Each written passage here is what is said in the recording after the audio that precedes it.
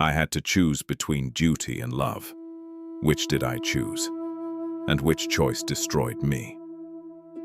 I still remember the night I first saw her. It was during the autumn festival in the capital.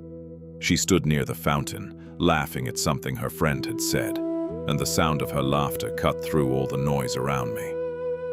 For a moment, everything else disappeared. I was a knight of the royal guard, sworn to protect the king and the realm. I had no right to look at anyone the way I looked at her that night. But I did. Her name was Elara. She was the daughter of a minor lord from the northern provinces. She had this way of speaking that made even the most serious matters seem lighter.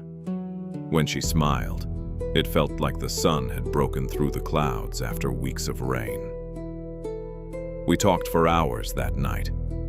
I told her things I had never told anyone. About my fears, about the weight of my oath, about the dreams I had abandoned long ago. She listened, really listened. For the first time in my life, I felt seen. We began meeting in secret, in the palace gardens at night, in the old library when no one was around, sometimes just walking through the quiet streets of the city when the moon was high. Every moment with her felt stolen, but also right. I had spent my whole life following orders, living by a code, doing what was expected of me. With her, I felt like I could finally breathe. I started to dream of a different life. A life where I wasn't just a sword in the king's hand, a life where I could wake up next to her every morning without fear. I even began to think about leaving the guard, about asking her father for her hand, about building something real. But then the war came. The eastern provinces rose in rebellion. The king called upon every loyal knight to ride with him. My commander looked me in the eye and said the words I had been dreading. "Your oath binds you, Sir Aldrich. The realm needs you. She will wait." I went to Elara that same night. I told her everything. I told her that I had to go, that my duty demanded it, that I had sworn an oath long before I met her. I asked her to wait for me. I promised that when I returned I would choose her. I would choose us. She didn't cry. She didn't beg. She simply looked at me with those deep, steady eyes and said, "I understand, but I will not wait forever for a man who puts his oath above his heart." I left the next morning with the army. I fought in battles I didn't believe in.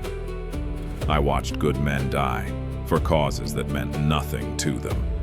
I killed because I was ordered to kill. And every night when the fires died down and the camp grew quiet, I thought of her.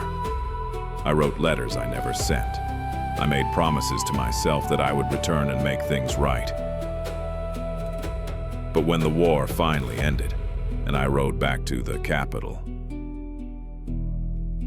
she was gone.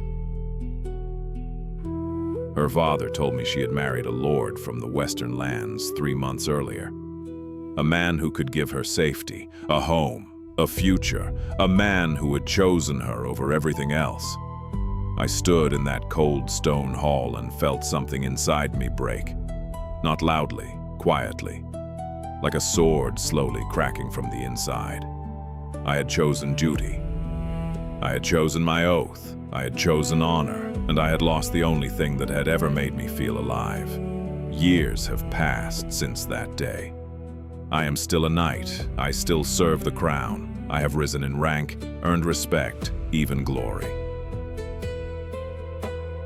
But none of it fills the hollow place she left behind. I see couples in the streets and feel nothing but emptiness. I watch young knights fall in love and feel only bitterness. I have everything a man in my position could want, except the one thing I actually needed. I often wonder what would have happened if I had chosen differently, if I had left the guard, if I had followed my heart instead of my oath. Would I be happier? Would I be poorer, but whole? Would she still be by my side? I will never know.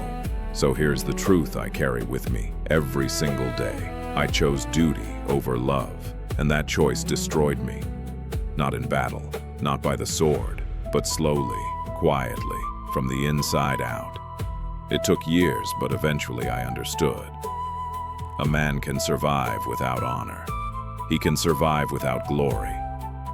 But a man who has given up the one person who made life worth living, he doesn't truly survive at all. He simply exists. And I have been existing for a very long time.